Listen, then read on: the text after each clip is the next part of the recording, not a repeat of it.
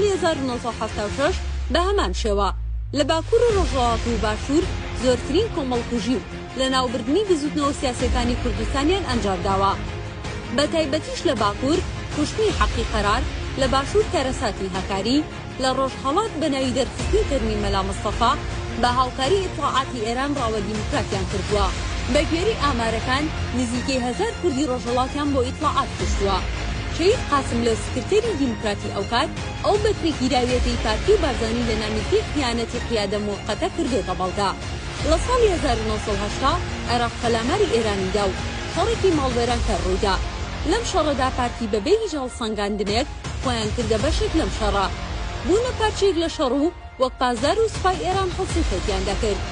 بۆ ژێرش و پەلامارەکانی ئێران لە ناوچەی حاجی ئۆمەران، سیدەکان و چۆمان دەکەوتنە پێش سوپای ئێران و هاوکاریان دەبوون لە کێوماڵکردنی ناوچەکان. ئەمەش وای کردبوو دژمنایەتی ڕژێمی بەعەز بۆ کورد چەند قات زیاد بکات.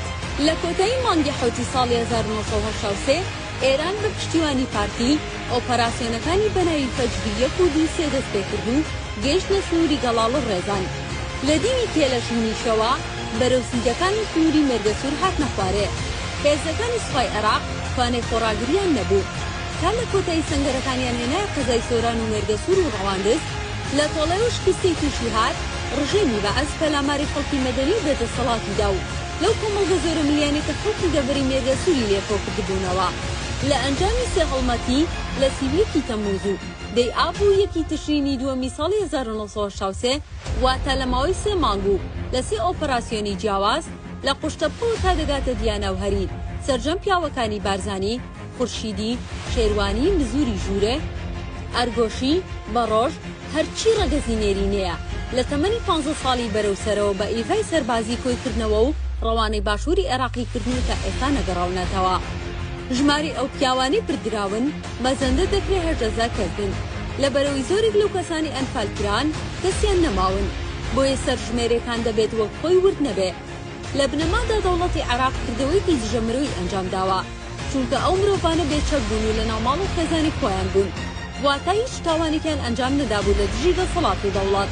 پارتی سەرۆکاتی بارزانی بە درێژایی تەمەنیان لە سیاسەتکردن باوەڕیان بە خوان و خەڵکی کوردستان نەبووە، بۆیش بەردەوام پاڵیان داوەتەوە دەوڵەتان و بوونەتە بەکرێگیراوی ئەوان. ئەمە شۆکار بووە کە جوڵانەی کوردی لە باشوور ئیرادەی خۆی لە دەستخۆی نەبێ و بە ئیرادەی خۆشەڕ و ئاشتی نەکا.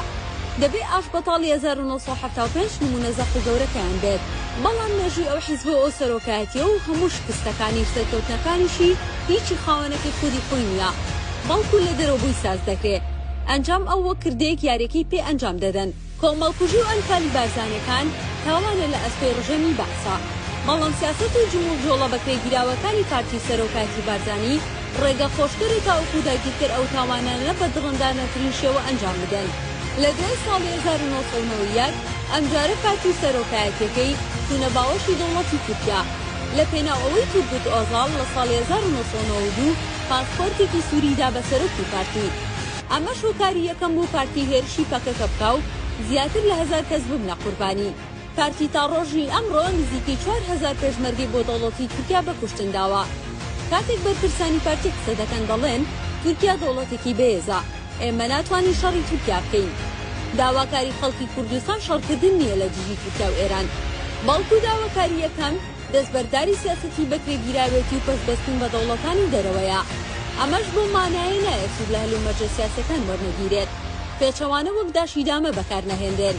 بێگومان بۆی کۆتایی بە کۆمەڵکوژی و ئەنفال بهێنرێت لەسەر خەڵکی کوردستان، کۆمەڵگەی کوردی هێز و لایەنە سیاسەکانی پێویستە بە چەمکی سیاسەتی نەتەوەیی و تێکەوە بە هاوبەشی جموجۆڵکردن هەیە. ئەگەر پارتی سەرۆکایەتەکەی باوەڕی هەبێ کە دەتوانێت بە ئیرادەی گەلی کورد دەکرێت سیاسەت بکرێ، ئەوە هێزەکانی تر دەمێتەوە باوەڕیان لە دروست بووە، وەک دەبینرێت دەستبەردان لە دەوڵەتانی داگیرکەری سەر کوردستان بۆ پارتی بۆتە ئەستەم، چونکە پارتی هیچ پنتێکی نەماوە. دەوڵەتانی تورکیا و ئێران و ئەمریکا و بەریتانیا و ئیسرائیل هیتر دەستیان نەخستبووەتە ناو، بۆیە پارتی هێزی شەردار بەکاردێنێ بۆ سەرکوتکردن و بەدەنگکردنی خەڵک. لە دەروی باشووریش کوردایەتی بە خەڵک دەفرۆشێتەوە و وانیشان دەدەن ئەگەر ئەوان نەبن کوردایەتی تەواو دەبێت.